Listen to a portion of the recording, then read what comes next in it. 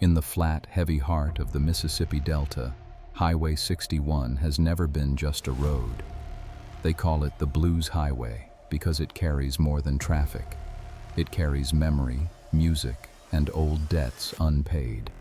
It runs past cotton fields, still whispering field hollers, past the Clarksdale crossroads where Robert Johnson, according to legend, met the devil at midnight and traded his soul for 6 immortal strings. Locals still glance at that junction of 61 and 49 like it's both altar and warning. In early November, when the damp cold seeps into the soil and the fog rolls off the river like smoke from a grave, the highway remembers everything. It remembers drifters who disappeared between mile markers. It remembers headlights that followed too close, then vanished into nothing. It remembers the drivers who swore they saw an empty hearse gliding beside them. No driver, no engine noise, just chrome gleaming like a promise in the mist. Most people laugh it off in daylight. Bad coffee, tired eyes, superstition. But some truths don't fade with sunrise. Some debts don't ask for belief. And on a certain 17-mile stretch between Clarksdale and Greenville at exactly 2:38 a.m., the road sometimes adjusts its schedule. It opens a door. It waits. And it speaks in the calm, measured voice of someone who has filled out the paperwork 1,000 times before. Room for one more. Harlan Tate didn't believe in any of it. Early November 2025 came colder than usual in the Mississippi Delta, the kind of damp cold that didn't bite so much as seep into the soil, into the cotton stalks left brittle after harvest, into the bones of anyone foolish enough to stand outside too long. Highway 61 cut through that darkness like a forgotten scar, the so-called Blues Highway, a stretch of asphalt that had carried legends, drifters, musicians, and more than a few lost souls between Clarksdale and Greenville. The locals still talked about crossroads and bargains whispered into humid midnight air, about things traded for talent, about debts that never truly got paid. Harlan Tate didn't believe in any of it. At 52, he believed in routine, in paperwork, in signatures and sealed pouches and clean transfers logged down to the minute. And he had worked 15 years as a funeral transport driver, and in that time he had seen every variety of grief, every kind of body, every possible accident that flesh and bone could suffer. The dead didn't scare him. They were quiet, predictable. It was the living that complicated things. That night had begun like dozens before it.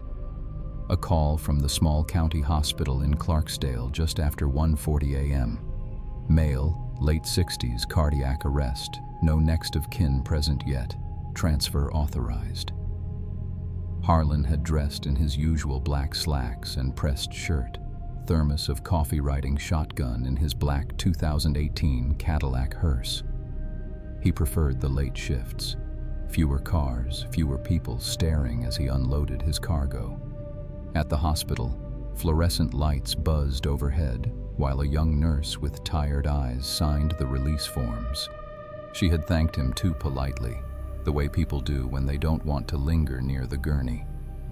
The body had been secured, zipped, tagged. Harlan had double-checked the latch himself before closing the rear compartment door with a firm, practiced push. He distinctly remembered hearing the lock click. By 2:20 a.m., he was alone on Highway 61, the road stretching south in a straight, empty line bordered by flat cotton fields and skeletal trees that clawed at the fog. There was no moon, just a low ceiling of cloud reflecting faint starlight. The fog rolled unevenly, drifting in pale sheets that made his headlights bloom wide and hazy.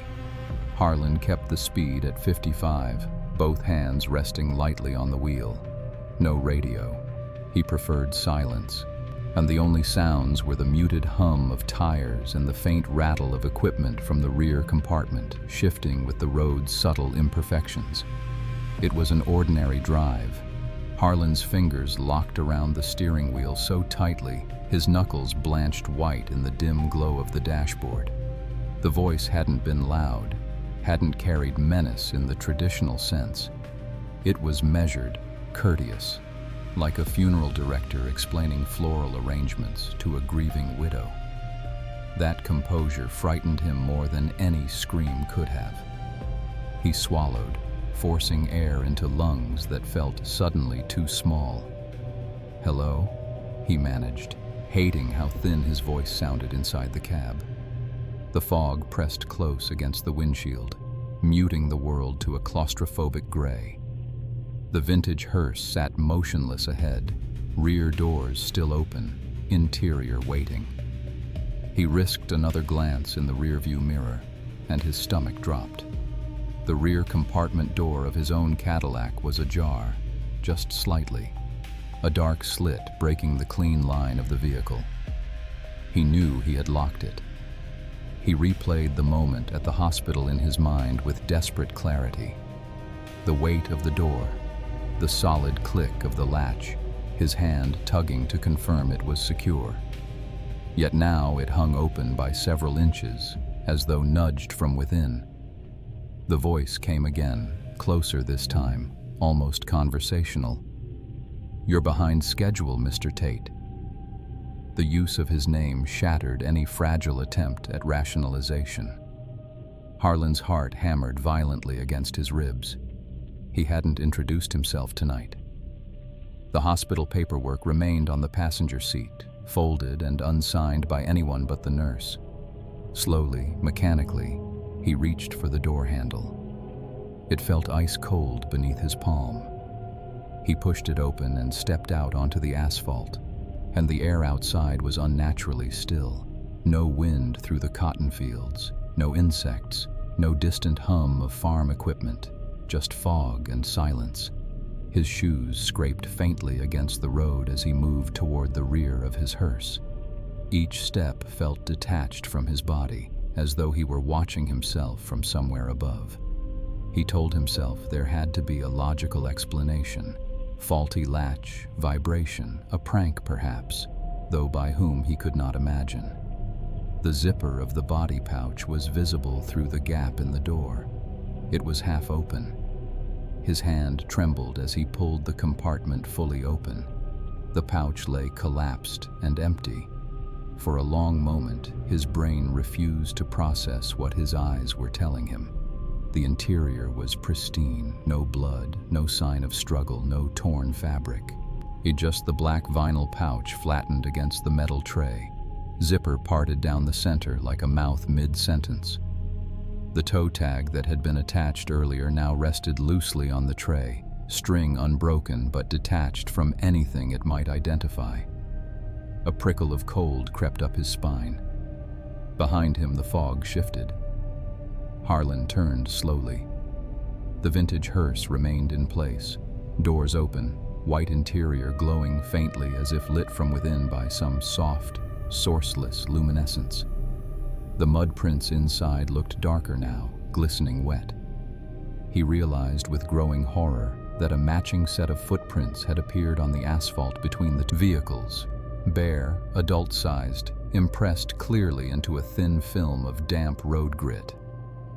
They began at the rear of the ghostly hearse and continued forward several steps before fading into nothing halfway across the highway.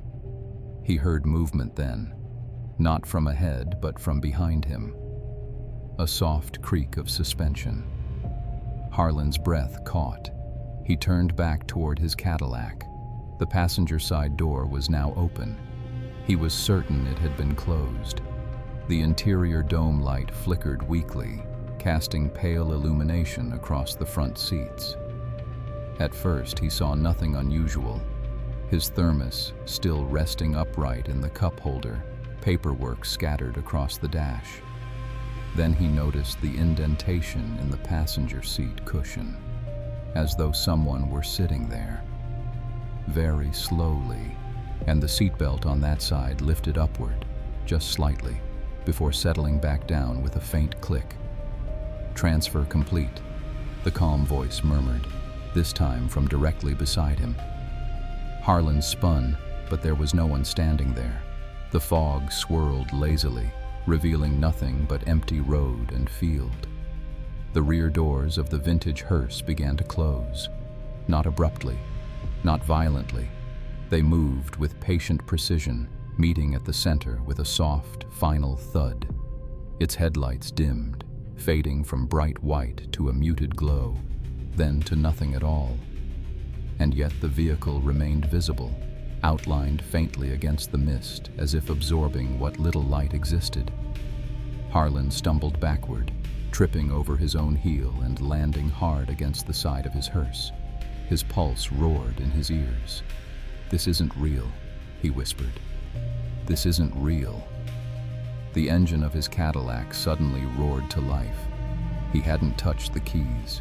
The headlights flared on, cutting through the fog in twin beams. The dashboard illuminated. The radio flicked on for a brief second, emitting a burst of distorted static before going silent again.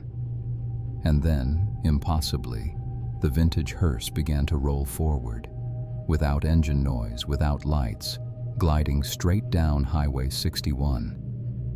It did not accelerate.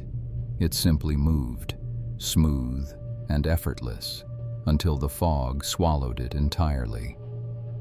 Harlan scrambled into the driver's seat and slammed the door shut. His breath came in ragged gasps as he threw the vehicle into drive and pressed the accelerator to the floor. The tires squealed against the damp pavement as he veered around the spot where the other hearse had stood. For a fleeting second, and as his headlights swept over that patch of road, he saw something lying there, a hospital toe tag. He didn't stop to retrieve it. The drive to Greenville passed in a blur of speed and fractured thought. He kept glancing at the passenger seat, half expecting to see a shape materialize in the corner of his eye. The indentation in the cushion remained. The seatbelt occasionally tightened with faint, mechanical ticks, as though adjusting around an invisible torso. At 3:26 a.m., as he sped past a weathered roadside sign marking 30 miles to Greenville, the digital clock on his dashboard flickered. 2:38. The numbers held steady for several seconds before returning to the correct time. He felt something shift in the back of the vehicle, an added weight settling onto the rear suspension. Then the Cadillac dipped slightly as though burdened by cargo once more. He did not look.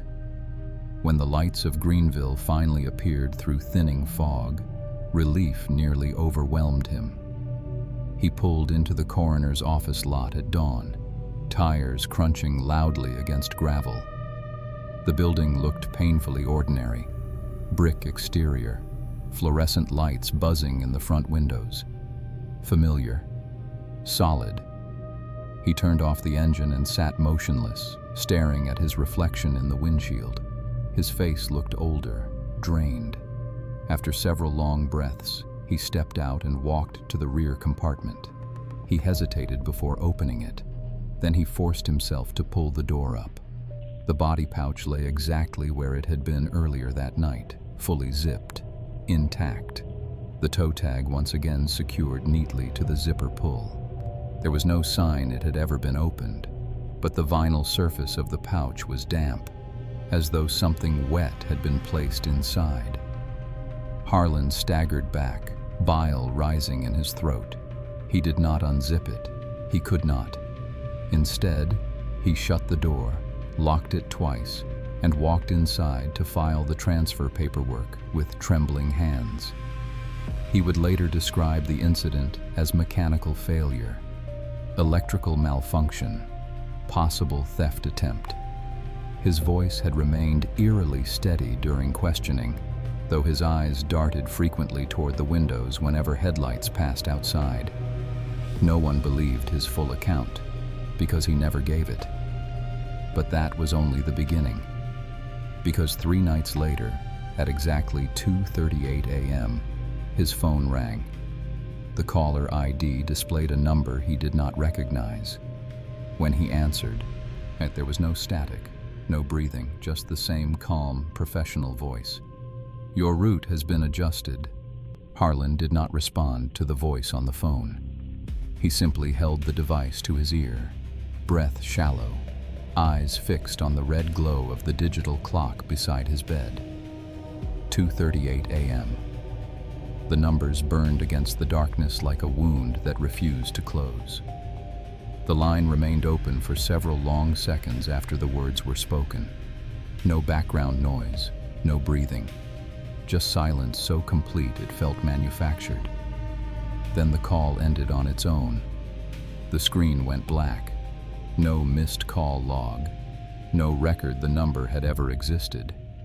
He did not sleep for the rest of the night. By morning, he had convinced himself exhaustion was distorting his perception. Trauma response, stress hallucination. He had dealt with death daily for over a decade. Perhaps something in him had finally fractured. At work, he kept his head down, avoided conversation, and completed paperwork with rigid precision. The hospital confirmed their copy of the transfer report showed no irregularities. The coroner's office confirmed the body had arrived intact. The autopsy proceeded normally. Cause of death: myocardial infarction. Nothing unusual, except when the coroner's assistant unzipped the pouch that morning, she paused. She later told Harlan she thought it was condensation at first. Moisture sometimes accumulated during transport, but this was different. The interior lining of the pouch was damp, yes, but so were the soles of the deceased man's feet, as though he had walked somewhere barefoot. Harlan stopped taking night routes after that week. He requested reassignment to daytime deliveries, paperwork transfers, supply runs, anything that kept him off Highway 61 after dark. His supervisor, uneasy but unwilling to lose a dependable employee, agreed without argument. No formal reprimand, no official discussion of the incident. It was handled quietly, efficiently, as funeral matters often are. But the nights did not release him. Every few days, at exactly 2:38 a.m., something would occur. Sometimes it was the phone ringing with no caller ID. Sometimes headlights would sweep slowly across his bedroom ceiling, though when he rushed to the window, the street outside sat empty and still. Twice he woke to the faint sound of a car door closing in his driveway. Once, he found mud on the tile floor near his front door. 2 faint footprints that faded before reaching the hallway. He began to research the road. Highway 61 had history, everyone knew that. Blues legends, civil rights marches, and forgotten tragedies buried beneath new asphalt. But deeper digging revealed stranger accounts. Newspaper clippings archived online told of unexplained accidents along a particular 17-mile stretch between Clarksdale and Cleveland. Vehicles found abandoned, drivers missing. One story from 1967 described a funeral convoy that had vanished in heavy fog. 3 cars, 1 hearse, never recovered. The article mentioned the make of the missing vehicle in passing, a modified Lincoln Continental hearse, newly purchased that year. Harlan stared at the screen long after reading that detail. The photograph attached to the clipping was grainy black and white, but the silhouette was unmistakable. Suicide doors, long hood, chrome trim, no visible license plate. He printed the article and drove back to the location in daylight. And the stretch of road looked harmless beneath the sun. Flat fields, distant farmhouses, power lines humming gently overhead. He parked at the shoulder near where he believed the encounter had occurred and stepped out. The asphalt showed nothing unusual, no stains, no markings. But when he stood still, eyes closed, he felt something he could not rationalize. A subtle pull, as though the air itself leaned southward, as though something waited beyond the horizon. That night, at 2:38 a.m., The phone rang again. He let it go to voicemail. The message contained only 8 seconds of audio. Soft engine hum. Then the faint sound of rear doors opening. Then the calm voice. Transfers cannot be declined. Harlan threw the phone across the room. Days passed. Then a week. The disturbances escalated, and he began seeing the vintage hearse in reflections. Not directly, never fully formed, but hinted at in storefront windows as he passed, or momentarily visible in the side mirror while stopped at traffic lights. It was always a car length behind him, always silent, always vanishing when he turned. One afternoon, while sitting in traffic in Jackson, he glanced at his rearview mirror and saw it clearly for the first time since the highway, directly behind him, close enough that he could see the faint ripple of chrome along its grille. No driver, no plate. The traffic light turned green. The vehicles behind him honked. He lurched forward instinctively. The hearse did not move. It remained frozen in place as the cars behind it flowed around empty space, drivers unaware, swerving casually as though nothing occupied the lane at all. Harlan's pulse thundered. When he looked again, the vehicle was gone. That evening, he found something resting on his kitchen table. A toe tag, clean, crisp, uncreased. The name printed on it was not the man from the hospital. It was his own. Harlan Tate. Date of birth, October 14th, 1973. Time of transfer, 2:38 a.m. He did not remember unlocking the door. He did not remember anyone entering.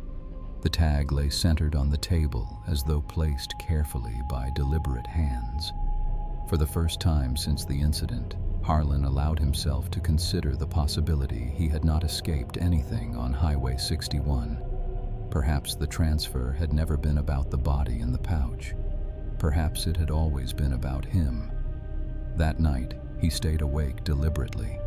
Every light in the house on, television playing low for background noise, and a shotgun resting against the couch. An absurd comfort against something he knew bullets would not touch. At 2:37 a.m., the power went out. The house dropped into darkness so complete it felt physical. At 2:38, headlights swept across the living room walls. Slow, deliberate, white beams cutting through the blinds in twin horizontal bands. He did not move. Outside, he heard the faint, unmistakable click of rear doors unlatching. And then, 3 knocks. Not on the front door, on the hallway wall. From inside the house. The calm voice spoke once more, no longer distant, no longer disembodied. It sounded as though it stood directly behind him. Harlan did not turn around. Every instinct screamed at him to run, to swing the shotgun blindly into the darkness, to do anything other than remain seated on that couch, while something stood inches behind him. But another instinct, older, quieter, told him movement would finalize something, a signature on unseen paperwork, a confirmation. The headlights outside remained fixed, pouring pale light through the blinds in 2 unwavering beams. Dust motes floated in the air like suspended ash. The 3 knocks echoed again from the hallway wall, measured, patient, not aggressive, procedural. "You were scheduled," the voice continued, calm as ever. "Deviation requires authorization." Harlan's mouth had gone dry. "Authorization from who?" he croaked. Silence followed. Then, and gently, "From you." The temperature in the room seemed to drop several degrees. His breath fogged faintly in front of his face. Somewhere in the darkness behind him, he heard the soft creak of leather, like someone settling into a chair. "You consented," the voice said. November 3rd, 2:38 a.m., Highway 61. "I never," Harlan began. but the memory struck him mid-sentence. The road, the fog, the open rear doors, the empty beer. He had stepped out of his vehicle. He had approached the ghost hearse. For a fraction of a second, before panic took him, he had looked into that white satin interior and felt something he could not describe at the time. Recognition, as though the space had been prepared specifically for him. You approached the unit, the voice explained. You inspected the vacancy, and you acknowledged availability. That's insane, Harlan whispered. Inspection constitutes preliminary acceptance. The headlights outside flickered once, then brightened. In his peripheral vision, something shifted along the hallway wall, a distortion in the dark, vaguely human in height but elongated, edges blurred like smoke underwater. You left the transfer incomplete, the voice continued. That created imbalance. Harlan's heart pounded so violently he felt lightheaded. Take whoever you're supposed to take, he said. Take the man from the hospital. Take anyone. I'm not yours. A pause. Then, almost sympathetically, you misunderstand. We do not choose. The hallway distortion grew more defined. Shoulders, head, long arms hanging loosely at its sides. You transport, the voice said. We receive. The implication hollowed him out. A Highway 61. How many years had he driven that stretch at night? How many bodies had he carried south through fog and darkness? How many times had he crossed that invisible line at 2:38 a.m. without noticing? You thought you were delivering them, the voice went on gently, but every route runs both directions. The headlights abruptly shut off. Darkness swallowed the room entirely. For a moment, there was nothing. Then Harlan heard it, the faint metallic slide of a zipper, not from the hallway, from directly behind his couch. He lurched to his feet, spinning around and raising the shotgun. The living room was empty, but the couch cushions bore a deep indentation, as if someone had just been sitting there. And on the carpet behind it, a black vinyl body pouch, full, the zipper halfway open, mud smeared along its bottom edge. Harlan staggered back, shaking his head violently. No, he muttered. No, no, no. The pouch twitched, just slightly, as though something inside had shifted position. You have been carrying yourself for years, the voice said, now resonating from everywhere at once. Walls, ceiling, floor. Yeah, you simply did not unzip the compartment. The zipper began to slide downward on its own, an inch, 2 inches. Harlan fired the shotgun. The blast shattered the silence, deafening in the enclosed space. Pellets tore through drywall and window glass, but the pouch remained intact, untouched, as though existing slightly out of phase with the room. The zipper opened fully. Inside lay a body dressed in his own clothes, black slacks, pressed shirt, the small coffee stain near the cuff from earlier that week. The face was his, eyes closed, skin gray. A faint hospital tag looped around its toe. Time of transfer, 2:38 a.m. Harlan dropped the shotgun. I'm alive, he whispered desperately. Define alive, the voice replied. The body's eyes snapped open. They were not lifeless. They were aware, and they were looking directly at him. You crossed, the body said, lips moving in perfect synchronization with the calm voice. You just kept driving. Memory crashed into him in a violent wave. The brake lights, the sudden stop, the fog. For one brief second before the ghost hearse appeared, there had been something else on the road. A figure, standing in his lane. He had swerved. There had been impact, a jolt, a flash of white. He had never stopped to check. The ghost hearse hadn't arrived to take the hospital body. It had arrived because at 2:38 a.m. on November 3rd, Harlan Tate had died on Highway 61. Everything after had been continuation, routine, denial given structure. "You were offered immediate transfer," the body on the floor said calmly. "You declined." The headlights outside flared back to life, this time brighter, closer, and the sound of tires on gravel filled the air, though no vehicle should have been able to approach silently until now.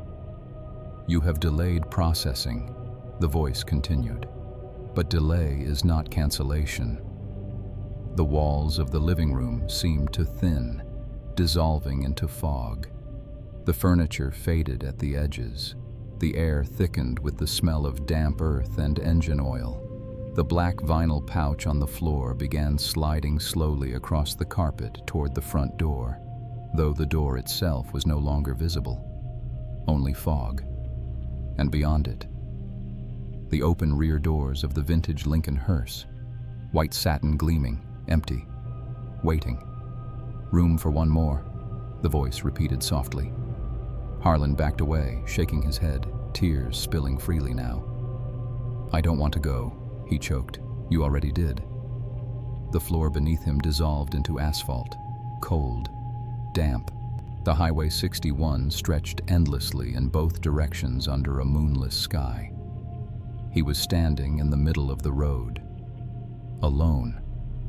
The vintage hearse idled soundlessly ahead, rear doors open.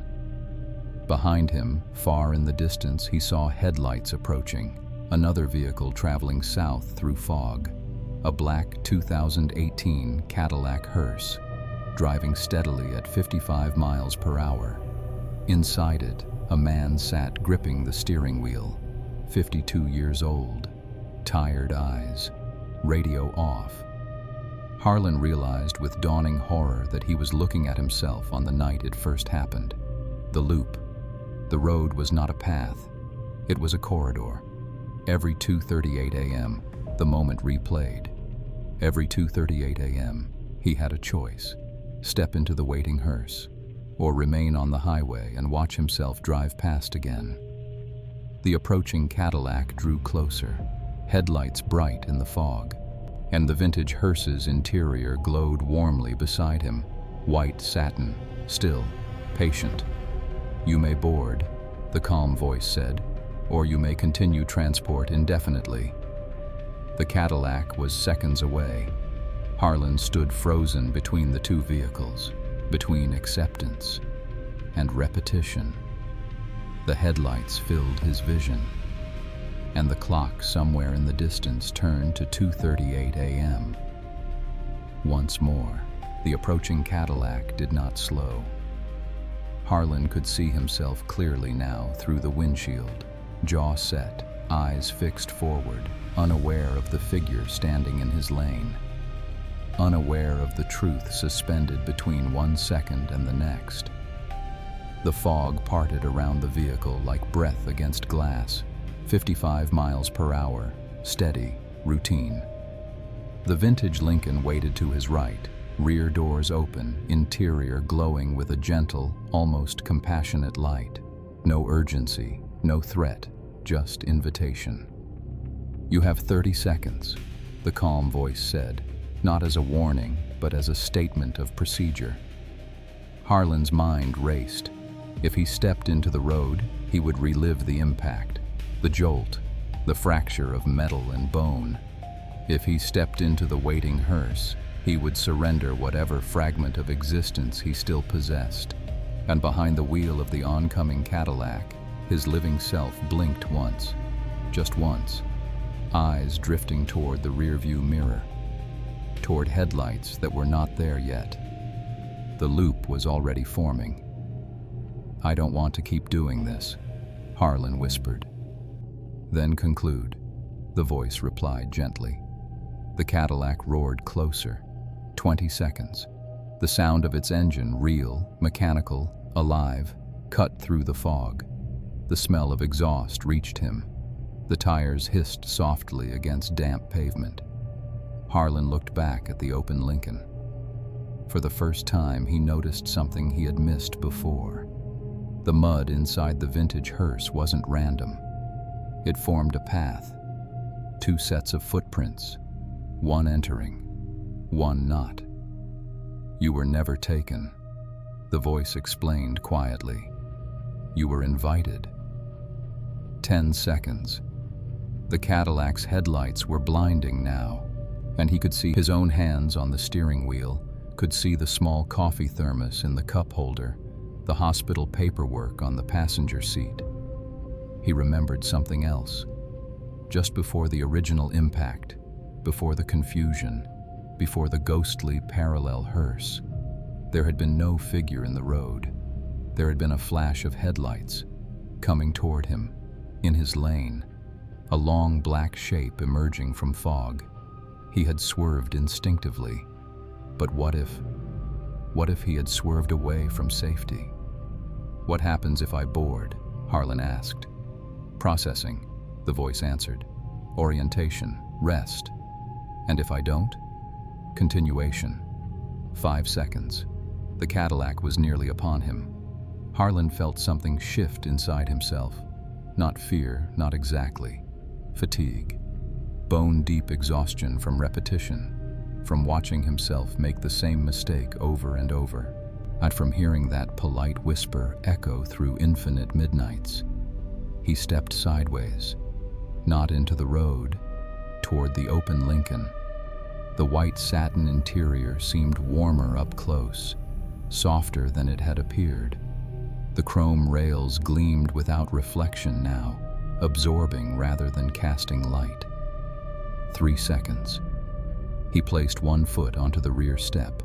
The Cadillac tore through the space where he had been standing and passed cleanly through him. No impact, no pain, just a rush of cold air and memory. 2 seconds. He climbed fully into the vintage hearse. The interior felt weightless beneath him, yet solid. The mud prints darkened briefly under his feet before fading into the satin. 1 second. The rear doors began to close. As they met in the center, he caught a final glimpse of the highway outside. The Cadillac continued south undisturbed, and inside it, his living self glanced briefly at the rearview mirror. And for the first time, there were no headlights behind him. The doors sealed with a soft, definitive click. Silence enveloped him. Not empty, not suffocating, just still. The white satin walls seemed to expand subtly, transforming from confined vehicle interior into something vast and undefined. The sensation of motion began, not forward, not backward, but inward, as though distance itself were folding. "You have completed transfer," the calm voice said, no longer external, no longer echoing, but resonating gently within him. Harlan expected fear. Instead, he felt clarity. Memories arranged themselves in neat order. Every night drive, every signature, every body carried carefully and respectfully along Highway 61. And he understood now that he had not merely been a transporter of the dead. He had been adjacent to the threshold, close enough for years that the line had thinned. "You may rest," the voice continued. "And the road?" Harlan asked softly. "The road continues. It always does." The sensation of motion slowed. The white light dimmed to something softer, like dawn through closed eyelids. And then, darkness. Highway 61 lay quiet under a moonless November sky. At 2:38 a.m., a black 2018 Cadillac hearse traveled south at a steady 55 miles per hour. The driver hummed faintly to himself for the first time in weeks. He felt oddly lighter tonight, rested, as though something unresolved had finally settled. Behind him, the fog rolled low across cotton fields. No headlights followed. No parallel vehicle matched his speed. The road was empty. Afar off the shoulder, barely visible through drifting mist, a vintage 1960s Lincoln Continental hearse sat parked among the fields.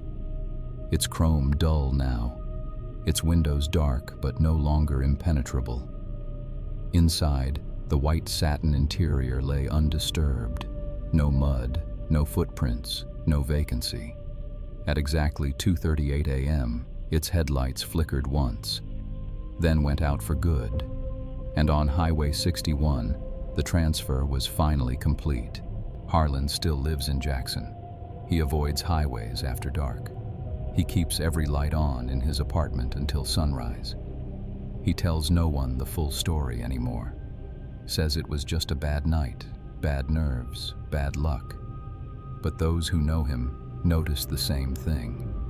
Whenever a car passes his building late at night, he freezes, listens, waits for the sound that never comes. Because the old hearses on Highway 61 don't need engines. They don't need drivers. They don't need bodies in the back.